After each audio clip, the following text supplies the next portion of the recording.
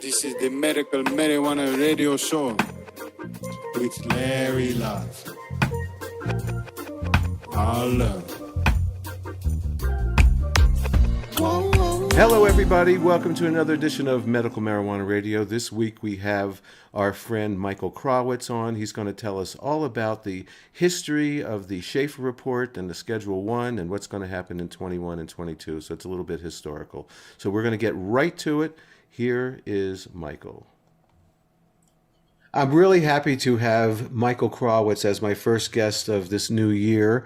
And we're going to talk about some history of cannabis and what brought us to 2022. And we're going to also talk about what happened in 2021 and what's going to happen with cannabis in 2022. Welcome to Medical Marijuana Radio, Michael. Thanks, Pete. It's great to be here, man. It's nice to have you, man. So recently, you're also a collector of cannabis memorabilia, and you're also a student of cannabis history and so forth. So tell us about the Schaeffer Report, which sort of framed everything that we've done till today. Yeah, well, you're talking about this little book set that I bought just recently, about the size of the phone book from New York City. That's what it looked. Probably, yes, it does look like that. Like a 3 textbook size report, and the smallest of the 3, about half the size or a quarter of the size, looks like a normal sized novel, I guess. And that's the one that most people have seen. That's the report of the commission. But the other 2 that are huge textbooks are background information that they look through. And it was an extensive collection of evidence and information that they all their opinion from. So their opinion which is very controversial. So tell us about the Schaeffer Report. Who ordered it? What were they trying to prove? Why was there a Schaeffer Report? I think to understand the Schaeffer Commission, this is the Schaeffer Commission of 1970, 1971, I guess it was released. You have to really rewind a little bit. I mean, first of all, before you rewind, just so you know what we're talking about, the Schaeffer Commission was named after Raymond Schaeffer. Raymond Schaeffer is the governor of Pennsylvania, very conservative guy, conservative former governor of Pennsylvania. And as I understand it, a friend of President Nixon, or very friendly with President Nixon at the very least, and asked, tapped on the shoulder to do this extensive collection of data and report back on drugs, not just cannabis, to do an extensive review of drugs. And the Schaeffer Commission was enacted to do that. But first, before talking about that anymore, I think it's really important to understand the setting that existed in. We were under a Marijuana Tax Act from 1937 all the way till 1969. That Marijuana Tax Act was, most people have never heard this before, but it was based on the machine gun tax. And it was a prohibitive, yeah, right? Like I said, most people have never heard it, but it was an experimental tax, as I understand it, that they did on machine guns back then in the 1930s. Where they didn't want to prohibit, they didn't want to come out and say, oh, we're going to outlaw machine guns. Machine guns are useful and they use them for war and they use them for, various things, but they don't want them out in the public, right? So they figured out, hey, we can issue a tax and a tax stamp and require you to have this license, this tax stamp for your machine gun. And then we just won't issue you the tax stamp. We'll just be very, very restrictive in who we give the tax stamp. It's a de facto prohibition. And seeing that sort of worked with machine guns, in fact, honestly, I've never heard any other further mention of it about machine guns. So it must have worked pretty well. But marijuana came up. I think that marijuana was left out of the Big Drugs Act, which was called the Harrison Narcotic Act of 1914. I think that marijuana was left out because we were growing marijuana in the United States. In fact, in 1914, there was a big industry trying to figure out how to grow cannabis. Park Davis and Eli Lilly were working together on a combined project, figuring out how to really optimize cannabis as a medicine inside the United States with cannabis grown. It was called Cannabis Americana. And the Cannabis Americana, it basically went extinct with the Marijuana Tax Act. The Marijuana Tax Act, based on the machine gun tax, lasted till 1969. No, I guess now you distracted me for a second there, but yeah, the Harrison Narcotic Act didn't include marijuana because it was grown in the United States. That's why they created the Marijuana Tax Act in 1935. Right. I remember, actually, if you Google Marijuana Tax Act 1937 label, you can actually see one of those certificates that's got that on there. The that tax was stamp. that stamped. Yes, the tax stamps. Yes. So, And before I go back to 1970, let me say just two really quick things about that. And that is, number one, those tax stamps were issued. Any doctors and patients that were using cannabis in 1939, 1940, 1941, whatever, all the way to 1969, that were actually still using cannabis products, had this supply line, whatever, it was all in place. They could maintain that by just getting the tax stamp and continuing it. What happened, though, was cannabis was removed from the formulary and removed from the pharmacopoeia in 1941. So any doctors that came up after 1941, any new prescribing that would happen after 1941 would just be absent of cannabis. It just didn't exist anymore. And in 1969, there might have been a few pharmacies that still carried it. There was a few tax stamps. I still see evidence of a few tax stamps, but by 1969, it was all but gone. When Timothy Leary went into court, not based on the prohibitive side of the tax, but based on the self-incrimination side. He argued successfully in the Supreme Court of the United States that to fill out the paperwork for the Marijuana Tax Act, you had to basically admit to a crime, and that self-incrimination was unacceptable under our Constitution. The Marijuana Tax Act was thrown out as unconstitutional.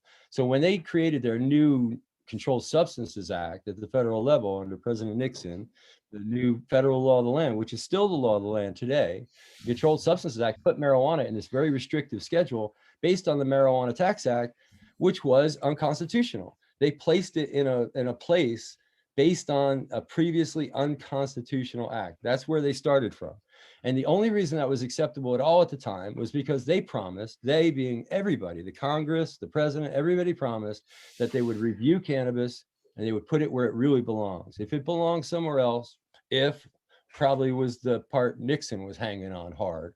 But if it belongs somewhere else, they put it somewhere else. Well, when the Schaeffer Commission report came back, this huge dictionary-sized report saying that cannabis should be decriminalized, that criminalizing cannabis and putting it together with heroin sends a bad message to young people, can actually discourage young people from participating and actually diminish respect for law enforcement. I mean, they went into all the aspects of why the drug war is bad. And Nixon took that and looked at Schaeffer and said, "What's wrong with you, man? I can't do that. I'll lose my weapon against the hippies and the potheads and the Jews that are trying to undermine my war effort in Vietnam. I can't do that." He throws out this tome of work, just threw it out, Nixon. And, this is something we were talking about in the margins of the show. I think it's something that's never been talked about in our movement. And that is really what's undermined our movement more than anything else, is we've won, not just this time with the Schaeffer Commission, but subsequently with 1988, with Judge Young's ruling where he ruled in our favor. We beat the DEA in court. And then we had another judge years later with the Craker decision up in Mass, and we won in federal court. That's 3 times that I can, as my student, probably I'm not the best student of history. I don't have a PhD. Go ask a PhD, you probably come up with other examples as well, where we've won. The cannabis movement has won in the United States. And yet the status quo was stronger than our win. Their kung fu was stronger than our kung fu. What was I saying? Well, I just want to jump in. Nixon set this commission up to prove that cannabis was bad. Basically, in his mind, I guess. And on the guise of, if we find that it's not, that we'll put it in a place that's more beneficial. And like you said, the people and cannabis has won in court 3 times, yet in 2022, we're still fighting that same battle under those same rules that cannabis is a Schedule 1 with no medicinal value, right? I agree with you to a certain extent. It's the intent, the application of intent is wrong, I think. Okay. Because when you see somebody like Nixon or Anslinger or for that matter, their key expert at the time, Gabriel Nahas, the professor emeritus from New York University. Gabriel Nahas did his very first report on marijuana. The title in the 1950s was To Prove the Harms of Marijuana. That was the title of his first research document. I mean, he came into it with an incredible bias right off the bat. If you're looking for harms, you find harms. And these guys, I really think Nixon did this report just absolutely rock solidly believing that cannabis was evil, horrible drug, and it would have its day in court and be found guilty. He never thought that there was a chance that we would be in the situation we're in.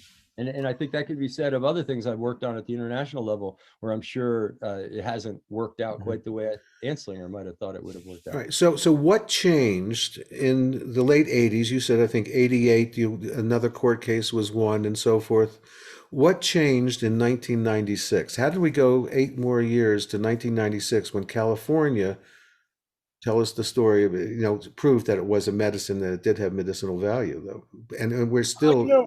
In this context, that's a really interesting question, because, first back to what I was just going to say a minute ago, because I thought that was a great analogy. I said, while we were on a break, about the ball field. You're playing a game of ball and you win the game and it's a tournament. So you're going up there to get your trophy, and you go up and you go to shake hands, but they shake hands with the other person that lost and they give them the trophy, not you. It's demoralized as hell. What do you do next? When you've won, but you didn't get the trophy and everyone didn't defend you, what do you do next? And that's where we've been at in all these cases. And do you want to know what changed with that analogy? Now everybody gets a trophy. The winners, the losers. I mean, we're talking about Little League and all that stuff. So I mean, We just to recap, so we won in the Supreme Court of the United States and found the Marijuana Tax Act unconstitutional. We had no federal law for about a year. I guess that's a victory. But then we got the Controlled Substances Act of 1970, which was worse. So a win, it just wasn't a win for us. And then the Schaeffer Commission would have made the Controlled Substances Act actually be at least based on evidence and be somewhat fit to purpose. No, Nixon threw that out. So that win was useless for us. And then in 1988, Judge Young ruled that medical marijuana should be rescheduled, that you should take it out of Schedule 1, at least put it in Schedule 2. And the DEA went to the court and said, do we have to listen to our administrative law judge? And the Court of Appeals thought about it for a little while and said, no, actually, you outrank your own judge. And they did. They outranked their own judge. And they did that again in a subsequent case, in the Craker case, where the Professor Craker wanted to grow cannabis at UMass. And the judge said, you're not growing sufficient cannabis in Mississippi to supply the needs of patients and research. And once again, the DEA had enough authority to throw it out. And this all leads to your question. What was different? Prop 215 was a state effort, right? We went down a rung in power structure. How did that work for us? Well, it did, because within the Constitution of the United States, the states have a lot of authority. I mean, when we set up this country and when we fought a civil war and succeeded to reunify our country after the Civil War, we have a unified country based on a separation of powers. And those powers range through 3 executive and legislative and judicial branch of government, and the rest to the states. And those that are not written on paper, whose are they, Larry? Whose are they? Mm-hmm. The people's. Mm-hmm. We have all the rights that are given by God. We have all the rights that are given naturally. And those that are written on paper are the ones that the governments have. That's the rights of government, and that's the power of government. And the states have a lot of power in this power structure. They're part of that like 4-legged chair of power in the power distribution written on paper within our Constitution and our laws of our country. And when we went into a state and we changed the law of that state, then we had the state against the federal government. And it turned out our power, our kung fu is stronger there. We were able to win there. And they could not overturn it. That, if you remember, they tried. The federal government came in, the drug czar of the United States came in and gave a speech and had a poster with Todd McArea, our favorite medical doctor, a professor emeritus, a lead guy, ironically, for the government years earlier in the 60s when he worked for SAMHSA. He was their expert on marijuana. I guess the drug czar didn't do his research before he attacked Dr. Mikaria. But Wow. anyway, he called Dr. Mikaria Cheech and Chong medicine, said he would be put in jail soon. Well, guess what? They dogged Dr. Mikaria pretty hard, and they never quit. But he never went to jail, and the law stood, and the drug czar of the United States backed down. Wow. Yeah. You know what? States have rights, and bless those people, Dennis Perone, Jack Herer, who you and I talked about earlier before we started, and Brownie Mary, all those people. You probably know more names than I do that were like really in the trenches there, but that really is the line of demarcation to bring us where we are today. And between 96 and 2022, you have been doing some incredible work in the regards of the drug war and getting cannabis accepted as not only as a medicine, but so just a brief history of what you've been doing to bring us up to what happened in 2021, and then we'll talk about what may happen in 2022. Yeah, well, the work that I've been working on since, in a way, 2009 reached its pinnacle in 2020. And the effect of that should have happened in 2021 here in the United States, but it hasn't happened yet. So what I'm talking about is, of course, within our Controlled Substances Act, we actually, you got to go back to 1970 is the Controlled Substances Act, but 1961 was when we actually signed into this drug control treaty.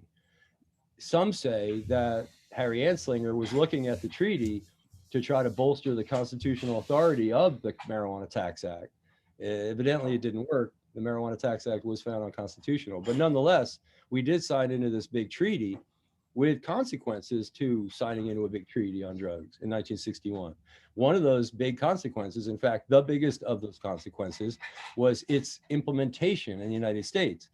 Since it's a non-binding treaty, a non-self-executing treaty, the way we executed it as a country was to implement it by writing a new federal law. That new federal law was the Controlled Substances Act. Mm-hmm. So you're following me here. Uh-huh.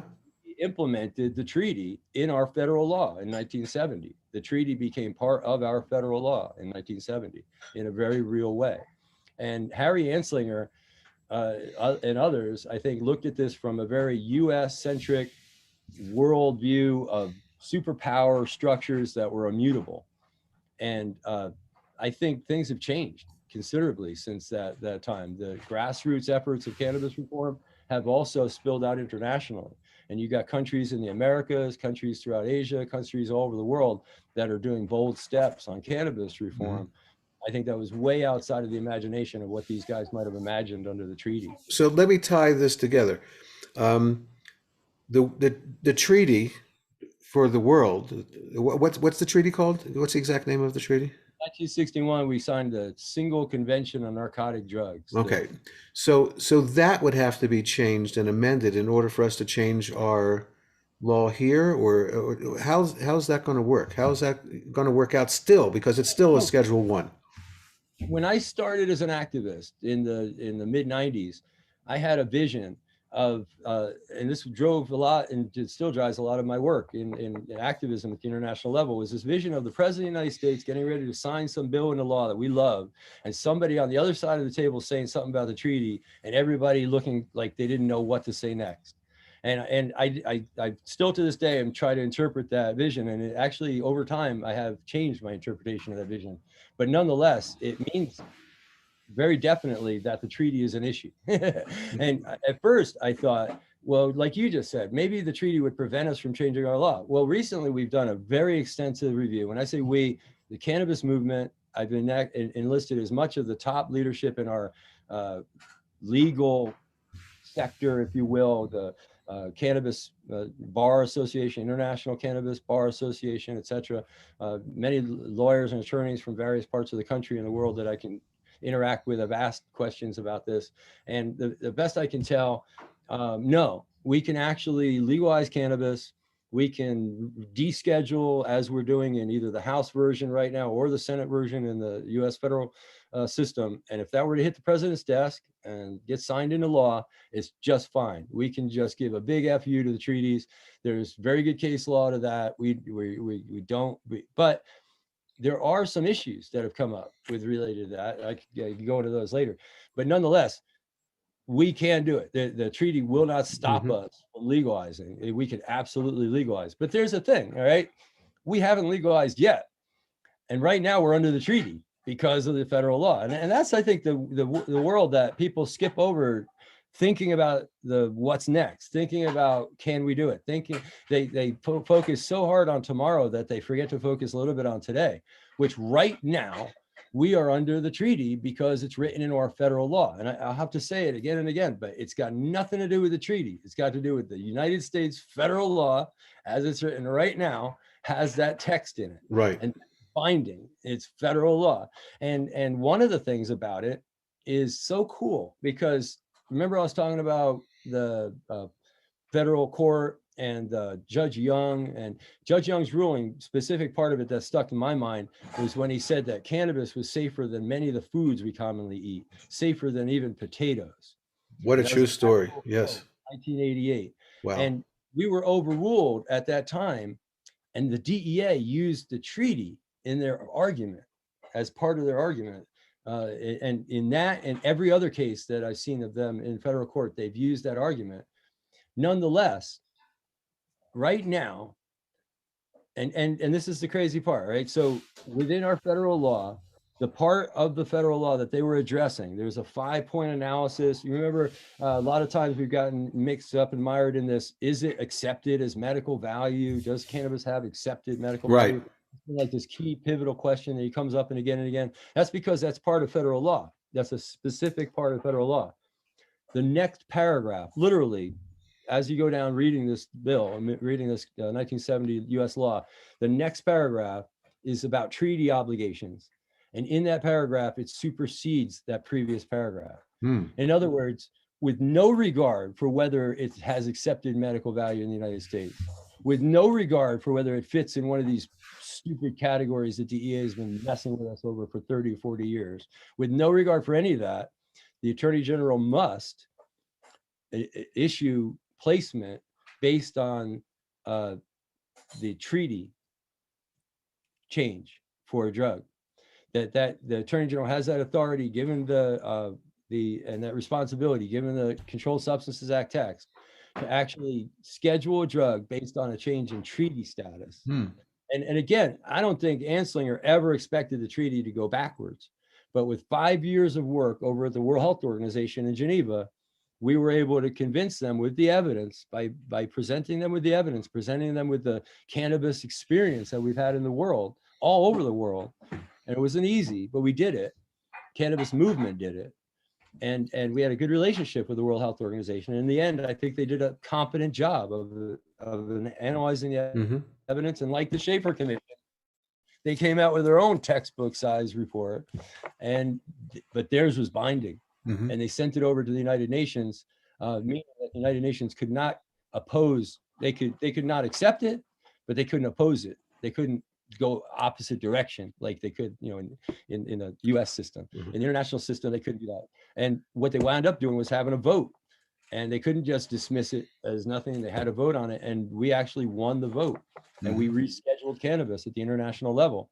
That right there, because of that language in our Controlled Substances Act, overrules that whole DEA bullshit, that whole years of crap that we were fighting them with. All right, got a question for you. We have the power right now, because of the change in treaty, to reschedule cannabis out of this Schedule 1, Schedule 2 box that it's in. Right. That's important, what you just said about the WHO rescheduling it. So those new words need to be okay. Here's what I don't understand. First of all, if the WHO rescheduled, like you said, the terminology that they used, does there have to be a new WHO ruling and date of 2021, 22, or does the wording of that now reflect in the fact that the United States is using the WHO's verbiage in our Schedule 1? Does it automatically take effect in our Schedule 1, or do we have to change the verbiage in our Schedule 1 to reflect what the WHO thinks about it now? Yeah, I'll come back to explain the WHO side of it in a second, but directly answer your question, the Attorney General has that authority and responsibility right now. And when I've talked to all these attorneys around the country, the thing they come back to me with is, well, how are we going to force the Attorney General to follow the law here? And I'm like, I didn't expect that. I honestly did. I've been working on this for 10 years. I did not expect to get to a position where we actually won again. Here we win again. And now I've got to force the hand of the Attorney General. So we're working on that. I'm working with the Senate, working with various leaders in the Congress, and we're working on a plan to force the Attorney General to follow the law. Okay. But I would have hoped that last year the Attorney General would have just followed the law. We're going to be coming into Vienna again in March, 1 year anniversary. December was already the 1 year, last month was already the 1 year anniversary of the change in the treaty. Wow. And now we're coming up on the 1 year anniversary of the big meeting, the big international meeting where the US comes and says stuff, represents the USA on an international stage on drugs. And if they're going to be not having done the shit from last year, they're going to leave themselves open to embarrassment. Let me just put that out there in this podcast, that the US government will be leaving themselves open to embarrassment. Not saying that a bunch of cannabis activists might show up in front of the UN and protest or anything like that, or maybe protest all over the world, or maybe bring out that 85-foot joint in front of the White House again, and maybe this time in front of the State Department. No, anyway, maybe I don't know. Maybe I hate to protest the Justice Department. I love the Justice Department. Right now I'm hoping that they do a good job and arrest all the fuckers that attacked our Capitol, and I'm rooting for the Justice Department. Yeah. I'll just say that. So, but meanwhile, they're not doing their job here, and we're like ready to bring an 85-foot joint out in front of their building and humiliate them because they're not doing their job. That's ridiculous. So Mike, you said that it was a year ago that the WHO. But let me explain that. All right. This is a source of endless confusion and even arguments within my own little camp, because the WHO is part of the UN system, but the WHO is so freaking big, it actually is its own kind of thing. And it's got its own roots all the way back to the beginning in the League of Nations, before the UN was born. So I don't know, to me, the WHO is a kind of a separate thing. I see it as a separate thing, even though, like I just explained, it's part of the UN system. They all coordinate through the UN's Economic and Social Council coordinating body. But on the drugs issue, you got this commission over in Vienna, the UN commission. It's called the Commission on Narcotic Drugs. And like I said, they meet in March. And every March, they make decisions on behalf of the entire world. They've been delegated this authority. It's about 50 countries that carry the authority of the whole world, 190 countries that have signed this treaty, 186, I think is the exact number. And they have been delegated this authority on a yearly basis to make decisions on drugs. They cannot add a new drug into control. They cannot reschedule a drug without first the World Health Organization signing off on that. The World Health Organization has the authority over where drugs are scheduled and the evidentiary process that puts them there. They cannot make those decisions, and they can't act on those decisions unless the WHO gives them those decisions. And that became a problem for the UN a few years back, because the UN was being inundated with these, what they called NPS, new psychoactive substances, think like bath salts, right? They were doing whack-a-mole with these things, trying to deal with them at the national level, and couldn't even deal with them at the international level because the World Health Organization hadn't fired up its committee to look at new drugs in like 10 years. So they had to come with funding and pay for this thing. It's called the Expert Committee on Drug Dependence over in Geneva at the World Health Organization. They're the guys, the experts that enlist the experts all over the world, the universities and professors, and bring in the documentation. So they're the ones that we interacted with and brought the evidence to. They're the ones that digested this. And then they brought it back to the UN and they made these recommendations. There it became a vote amongst countries where we had to win that vote, a majority vote, which we did. We won that vote at the UN. God, we keep winning. We just keep winning, and it's amazing. We win a lot. Yeah. So did that group look into Delta 8? Have they made a ruling on Delta 8 at the WHO, or is it just another cannabinoid?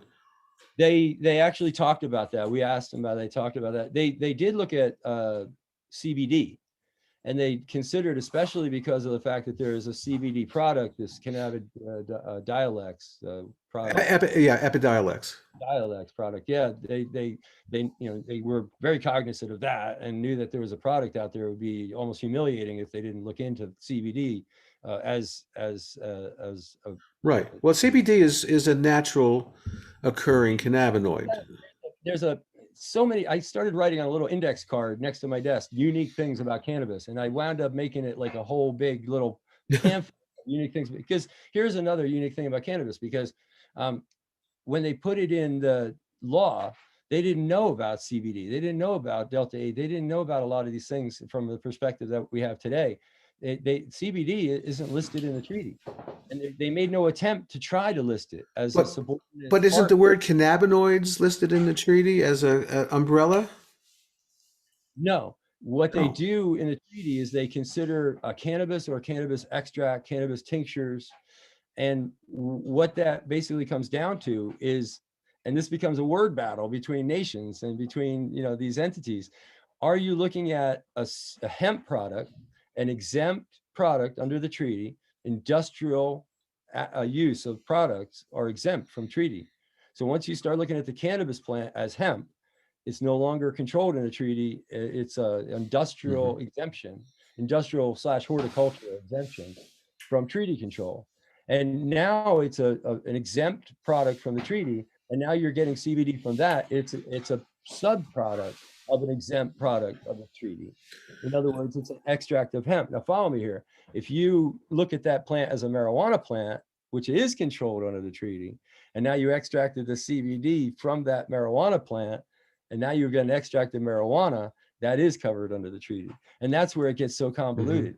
The WHO actually tried to correct this. They tried, bless their heart, they tried to correct this.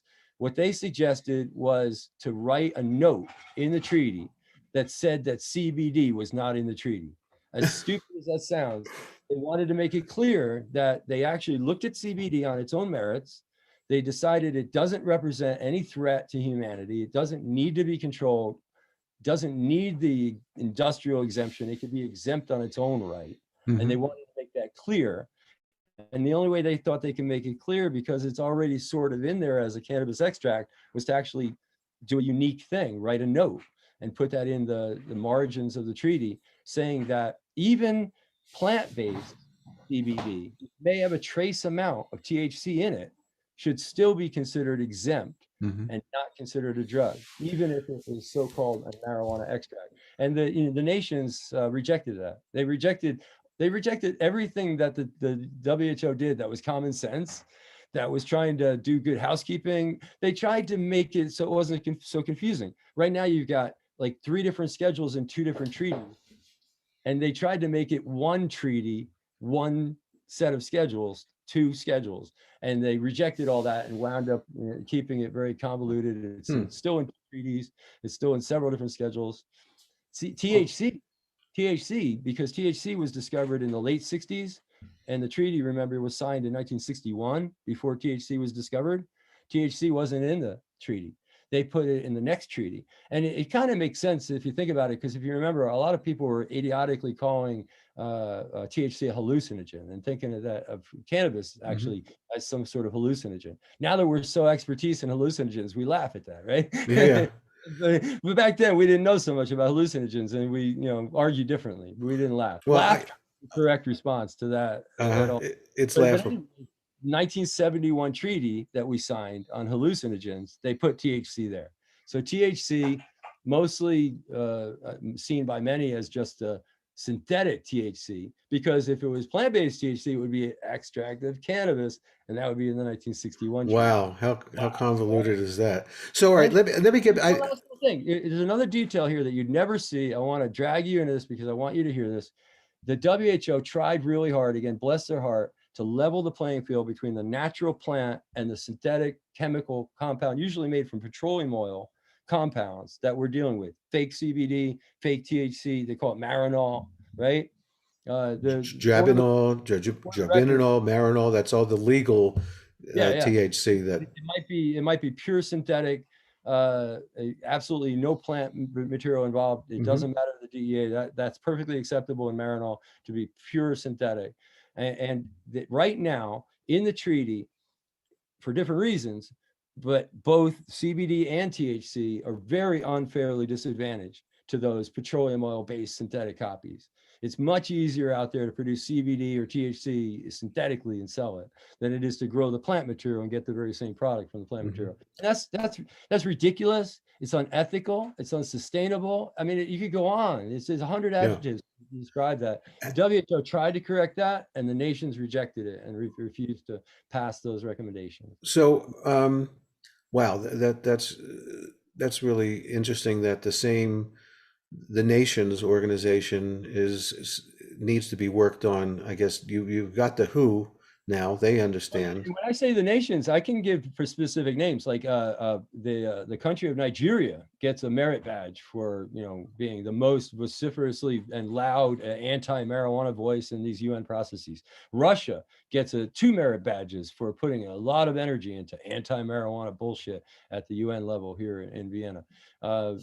United States usually finds itself on the wrong side of the coin, working with countries like Singapore and France and Russia and China and places like Indonesia and Malaysia, where they execute people for marijuana still. These are the people that the United States is aligning themselves with on marijuana policy at the UN, usually, up until very recently. And maybe you can understand why maybe very recently the United States has found itself hard to align with, like Indonesia. All right, so I want to go back to the same question I've been asking about Delta 8. Did the WHO mention anything about Delta 8? They made a blanket statement that the other cannabinoids that they were hearing something about, unlike CBD, they didn't have sufficient evidence at that time to do a review. That means it's a dead ball for now. Okay. And it's not impossible for a member state, a country, or for the Commission on Narcotic Drugs itself to request the World Health Organization initiate a new review based on new evidence or new information about Delta 8. So in the future, you might expect, if it becomes an issue, and just so you know, last year in this 2021, we faced a review of Kratom. And Kratom review is very scary for a lot of people because the United States FDA has been very against Kratom. And in fact, it's suspected the United States instigated the process at the World Health Organization to try to outlaw Kratom. But the World Health Organization looked at it and determined there was not enough evidence at this time to make a review of Kratom, which again means it's a dead ball. They might bring it up again later and say, well, there's new evidence we want you to look at. But for now, the WHO makes it a dead ball. Again, because the United Nations Commission can't initiate some change or add Kratom into control or put it under prohibition without the WHO signing off on that. That's all right. So you mentioned that in 2020, it's been the WHO made those new definitions and so forth. What should have happened in 2021 that the pandemic has stopped, and how do we? I think it's just the Attorney General of the United States either not wanting to act on it or not being properly briefed by the State Department. I can absolutely certify firsthand knowledge that the State Department of the United States knows full well what this means, what it means to U.S. law, what it means that we changed the treaty. They understand it better than I can bring in this guy from the State Department that could give you a better briefing than me on what happened on the whole process. So there's either a disconnect at the executive branch level between the State Department and the Justice Department, or the Justice Department is just dragging its feet and not doing its job. All right. Do we know how our current Attorney General? What I would have expected, and what I did expect, was within 6 months for the Attorney General to put out a rulemaking, a notice, public notice, ask the DEA for comment, ask the FDA for comment, ask the State Department for comment, ask everybody within the government for comment, and have public comment through the FDA process, just like we did twice during that 5-year period where we were working over in Geneva at the WHO. We have 10,000 comments inside the United States on the process that I worked at, backing me up in Geneva. The movement backing me up, man. You know what I'm saying? Right on. Yeah. You speak the truth, dude. So, but anyway, we got this done. The Justice Department should have picked it up within 6 months, like I said, should have put out that rulemaking, and within another 6 months, by the end of 2021, by December, by the anniversary, we should have had a resolution of that.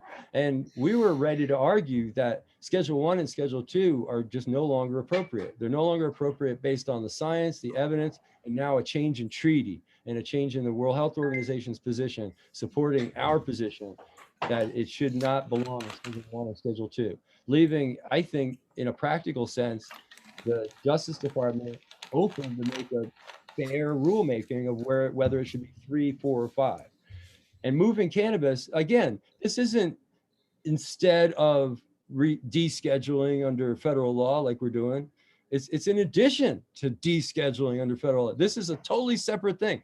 It's not in any way, shape, or form detracting from our efforts. I've thought about this pretty damn hard. It really is not detracting from our efforts to deschedule and get it out of, and it doesn't support descheduling in and of itself. The treaty change doesn't make it so we can say, oh, Attorney General, take it out of the schedules.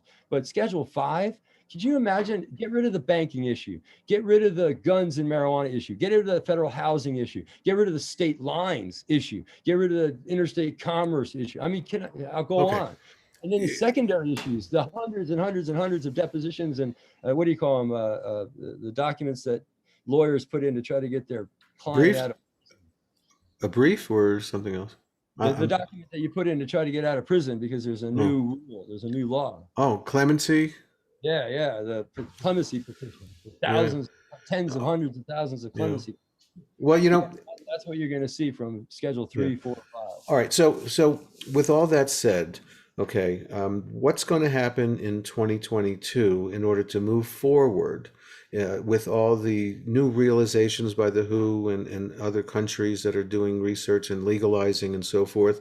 What's going to happen in 2022? And here in the United States, how long until it's off the schedule? I guess it's a guess. It's a guess. I get that. I should break that up into two pieces, like what I have some control over, and then the rest of the world, what I might, guess about the rest of the world, right? Because I have obviously better odds making on stuff I'm actually working on, and the stuff I'm working on, there's a reasonable chance that I'm working within government to put pressure on the Justice Department to follow the law. There's a reasonable chance I'll get that done this year. It's just January now. I'm pretty well along on the process already. I started a few months ago. Working with the U.S. Senate primarily. U.S. Senate has a constitutional authority to oversee the treaty process. The treaties signed by the executive branch, by the President of the United States, many of them, based on the type of treaty they are, have to be ratified by the Senate. And the Senate has an ongoing responsibility, I've found in my research, to participate in that process, to oversee, to give guidance where appropriate to the executive branch on treaties. They are not responsible. The treaty making responsibility is the executive branch, but the Senate has a shared responsibility in that, and that's the pressure point that I'm going to apply. I may need to use the states to put pressure on the Senate, to put pressure on the Justice Department, but I'll kind of leave it at that. The movement is pressing forward, and we've got a bill now in the House that's written by Representative Mace, who's a Republican from South Carolina. That's an awesome bill. It actually has a lower tax rate, addresses some of the veterans issues in a unique way. It's a very good bill, and it complements the effort that's going on in the Senate, which is held by the Senate Majority Leader. With all the fighting and everything going on, it's hard to kind of pinpoint cool stuff going on in the melee, but that's pretty cool. Having the House, the Senate Majority Leader is kind of a new thing, working on marijuana reform. And they say, and you have to take them on their word, that they're ready to drop a bill soon based on their discussion draft that they put out. It was Senators Booker, Wyden, and Schumer being the leader. And this is all marching forward. The big open question mark, and this is an open question mark in my work as well, where is the president on this stuff? The president said that he was going to sign some sort of rescheduling. He liked the idea of rescheduling, and that was one of his campaign promises. So I don't understand why, if this has crossed his desk, he doesn't jump on this WHO thing, because it would make a easy for them to make a really nice, clean rescheduling. You can reschedule it to 5. That puts it over the counter. States could have it where you prescribe it. You can prescribe it on a prescription pad, and you go to a pharmacy and collect your medicine. And you could have dispensaries and pharmacies carry cannabis in your state, together separately or individually, have individual co-ops and grows, have all that array of shit, all legal under federal law right now with just rescheduling. Okay, but I just want to interrupt because rescheduling. Everyone wants off the schedule. It's got to be off the schedule or we're going to be pissed off forever. So are these people delusional that it could be off the schedule, or is there really a chance? I really think, I said it before and I'll say it here in a different way. You know, these things are independent actions. The rescheduling is already written in the law. Anslinger screwed up. He left this bug in the law. I'm taking advantage of it and I'm going to push it as far as I can. You can call it an incremental change. You can call it a momentary gain of yardage and a long-term gain, whatever you want to call it, but it has nothing to do with the action at the congressional level. And we get a bill out of Congress and the president doesn't sign it, and he just lost the next election. It's one thing to not back marijuana and lose that opportunity. The marijuana movement is looking at President Biden and just shaking its head in dismay that President Biden is right now taking advantage of cannabis. For that reason, the Republican Party, this is a hanging fruit. The legalization of medical marijuana is supported by over 90% of American voting citizens. I mean, think of something else that you can grab hold of and run with. 90%? No, but nothing. 90%. No. For Biden not to run with this and use this right now to his advantage is absolutely mind-bendingly curious. Well, there's curious actions by him. I mean, in the newspapers in the last few days, there's been just backlash on why hasn't he gotten these other cannabis prisoners out of jail that he promised to do and so forth. So he seems to be erring on the side that staying away from cannabis is his best. And that's wrong. Not being anti-cannabis. And like I said, I'll say it again now, just reiterated from a few seconds ago, that would be the third rail for him. If he were to be anti-cannabis, actually, I mean, I've been one person in a room of over 100 activists in Washington, D.C. in a cannabis activist meeting. I was literally the one person in the whole room saying, let's give President Biden a little bit more time, when members of his staff were fired under stupid circumstances where they were lied to by the Secret Service about it's okay to be truthful about your marijuana use. And then when they got rid of him. That was bullshit. That was definitely bad. That kind of stuff happened again and again and again. I was the one guy and now I'm not doing it anymore. Now I can't do it anymore. I can't get up there and tell the movement to stop. We're going to protest President Biden. At this rate, we will be protesting President Biden. If the cannabis movement really wholeheartedly protests President Biden, there is no way to win an election. There's just absolutely no way that you're losing. You're right. We are the force. And by the way, you deny all use of cannabis, right? I cannot affirm or deny. Well, I don't know. I'm looking at you right now. Anyway, listen, this is the greatest story that's so cool. On the 1st of July here in Virginia, we legalized cannabis. Right. I want to talk to you about Virginia right now to end the show. I want to talk about it. To lead into that, all right?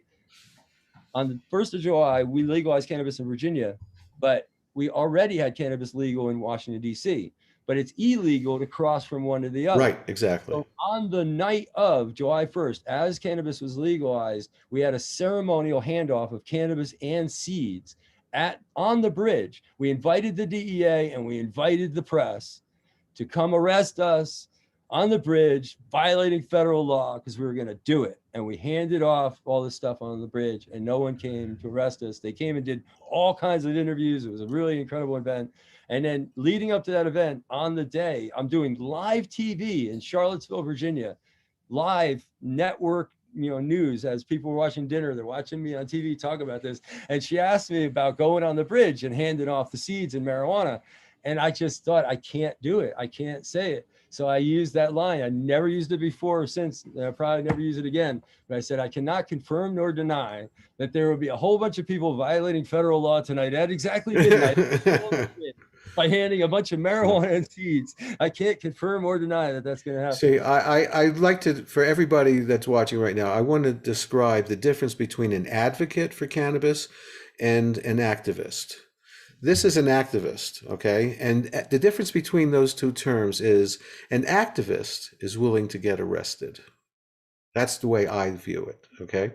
So anyway, we're going to wrap up here, but before we do, I would love for you to just give me the current status of what the laws are in Virginia, where you live, and you're actually on an advisory board for the adult use, I believe, right?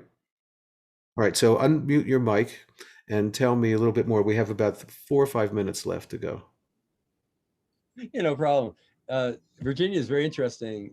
The first thing about Virginia law that I found very cool was in the legislative meetings that we had where the law was proposed, it was said that this is not to be an alcohol, ABC based law, that this is going to be an agricultural based regulated adult access program in Virginia. And that's really cool. That's very, very cool. We wound up fighting a little bit about it in the beginning. This happened fairly quickly, but pretty well thought through. There was 2 study commissions that were done over the summer. One was a legislative commission, and the other one was a professional study group. And those 2 commissions were handed over to the legislature. Based on those, they proposed a law. That law was rejected by us, the activists, even though Virginia Normal not only signed off on it, but helped write it. We rejected it because it didn't legalize in Virginia on July 1st. It held off legalization until the first stores opened 3 years from now. Oh, wow. And I felt personally that gave a perverse incentive to people to drag their feet on regulatory issues. If they could just delay the first store opening, they delay legalization. So we actually were able to convince the governor to take a stand. The governor changed the law and sent it back to the legislature, requiring that home grow, personal possession, all these things enacted on July 1st. You can have 3 years to fix your regulated adult access, but it would become legal to possess and hand to a friend by a gift on July 1st. Nice. So everybody in Virginia has the over 21 has the ability to grow X amount of plants in their home or outside their home. Is that correct? In or out, 4 plants. Yep. 4 plants. Okay. Listen, if you do it right, everybody, 4 plants is plenty. You can get a pound a plant if you do it right, especially if you're outdoors. So you have enough to give away, and it's legal to give it away in your state of Virginia, and it's legal. We handed out 25,000 seeds in a ceremonial thing with BAMJ, working with DCMJ, the DC marijuana people. BAMJ handed out 25,000 seeds in 4 locations, up in Roslyn, in DC, down in Charlottesville, Virginia, over in Richmond, Virginia, and then all in the bottom of Virginia, in Stewart, Virginia. So no bad police interaction. We followed the law. We handed out the seeds in a private space without being in public view. And we gave people 6 seeds each, figuring that, couple won't pop.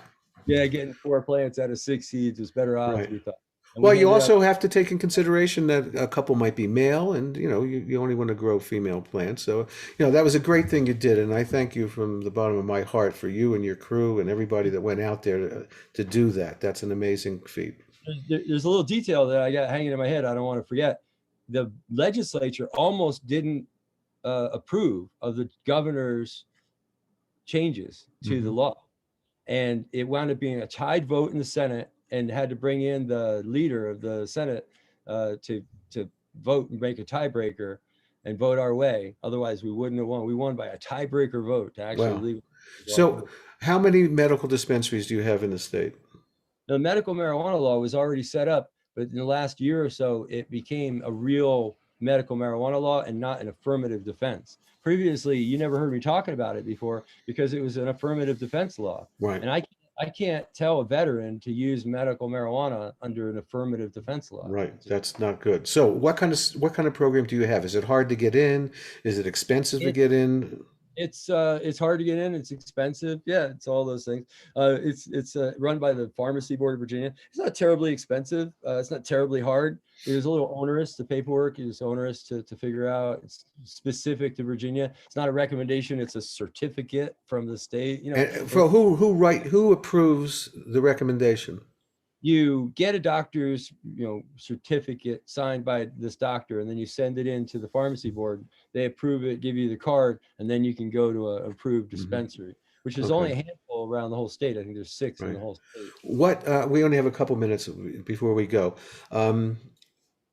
What's going to change in Virginia, and is it really going to be 3 years before there's stores? Yeah, this is intense. This is really intense. So the legislature starts in just about a week here, and they did this law on purpose to be an iterative thing where it had to be voted on twice. The whole regulated adult program has to be voted on twice. Again, legalization's done. Anything that went into effect on July 1st, like being able to grow in your backyard, there's no further vote on that. That's wonderful. But the regulated adult access program, the whole package, is set for a new vote. It has to be revoted. The whole package is reproduced and revoted on this legislative session for it to go in effect in 3 years.